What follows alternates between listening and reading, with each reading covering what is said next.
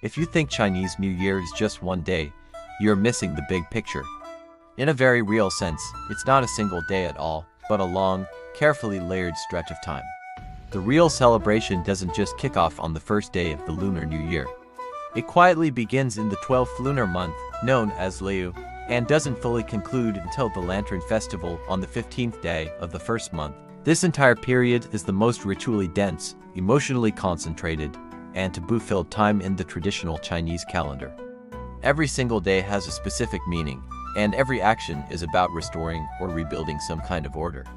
Let's break down this incredible system of rituals, starting from the very beginning. The 12th month, Liu, is the prelude to the New Year and the most important wrap-up period of the entire year.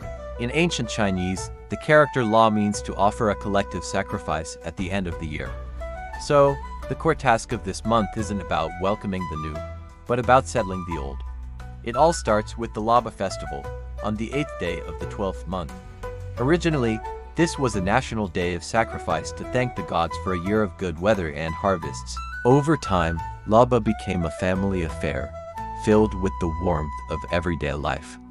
Its most iconic symbol is laba congee. This porridge doesn't have a single, fixed recipe. In fact, its defining feature is its variety. It's a mix of rice, beans, dates, nuts, and grains. This mix is symbolic in itself. It is about taking all the scattered harvests of the year and cooking them into a new, unified whole. In times of scarcity, laba congee was often one of the most lavish meals of the year. It sent a clear message to the family. We have something to show for this year. As we move deeper into the month, another crucial ritual begins, Haso Chen, or sweeping the dust. On the surface, it's just a big spring clean. But in the traditional mindset, it's so much more. The character for dust, Chen, sounds the same as the character for old or stale.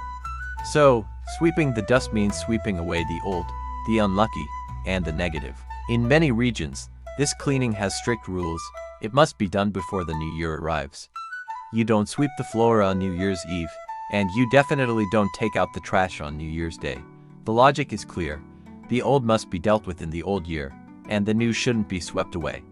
This pre-New Year cleaning is an active, ritualized farewell. Then comes Ya Nian, or the Little New Year, which truly marks the start of the spring festival season. The exact date varies, it as the 23rd of the 12th month in the north and the 24th in the south. But this difference doesn't change its core purpose, sending off the kitchen god. Now, the kitchen god isn't some distant deity. He's the god who lives right in your home. In a traditional kitchen, the stove was the heart of the family. It's where food was cooked, the fire was lit, and the family's warmth and sustenance began. The kitchen god's job description was to report good deeds to heaven and ensure peace on earth, which was really a way of imagining a divine supervisor for household order. On the day of the Little New Year, people offer sweet things like candy gourds, hoping to sweeten the kitchen god's mouth so he only says good things about them in his heavenly report. This might seem a bit naive, but it reflects a deep psychological need, the hope that even the gods can be appeased and negotiated with. From the Little New Year onwards, a clear signal is sent. New Year's goods are officially stocked, festive decorations go up, and the pace of work slows down dramatically.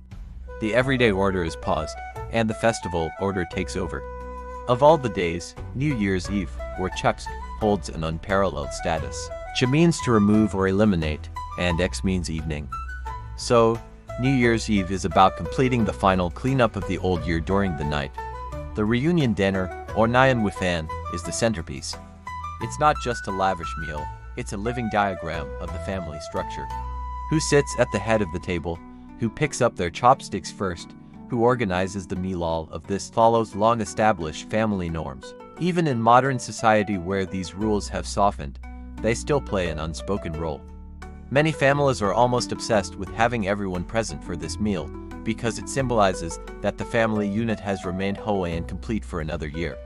After dinner comes one of the most symbolic acts of the night, shusu, or staying up all night. In an age without electricity or modern entertainment, staying awake was a real challenge. Shusu is an active struggle against fatigue, cold, and time itself. The cultural meaning can be summed up in one sentence. We will not let the old year just slip away. On the surface, you're waiting out the year, but in reality, you're resisting aging, mortality, and the unpredictable nature of life. It's a powerful, shared act of defiance against the passage of time. Then, at midnight, the new year arrives.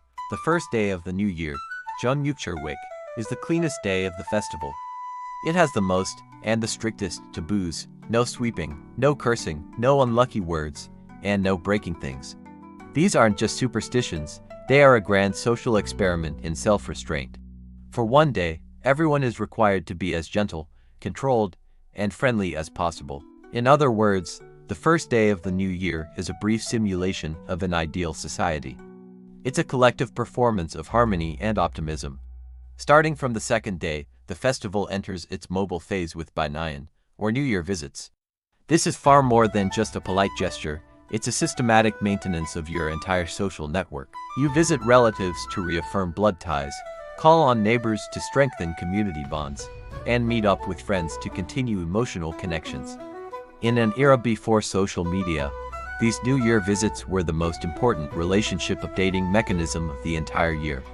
Every visit, every knock on the door, was a silent declaration: this relationship matters, and we intend to continue it. Finally, we arrive at the 15th day of the first month, the Lantern Festival, or Yuangxioji. This is the grand finale of the Spring Festival. All the activities: lantern fairs, eating sweet rice dumplings called tangyuan, and going out to view the lights, are outward-facing. Unlike the inward, family-focused gatherings of New Year's Eve and New Year's Day, the Lantern Festival marks the people's return to public spaces. The bright, dazzling lanterns don't just symbolize festivity. They declare that the darkness is truly over. The days are getting longer, spring is coming, and life is moving back into the open. By the time the Lantern Festival ends, the entire ritual system of the Chinese New Year has come full circle. The old year has been sent off, the new year has been affirmed, social and familial order have been renewed, and life moves forward once again. Thank you so much for watching. If you found this journey into the rituals of Chinese New Year interesting, don't forget to like, share, and subscribe for more deep dives into culture and tradition. See you next time.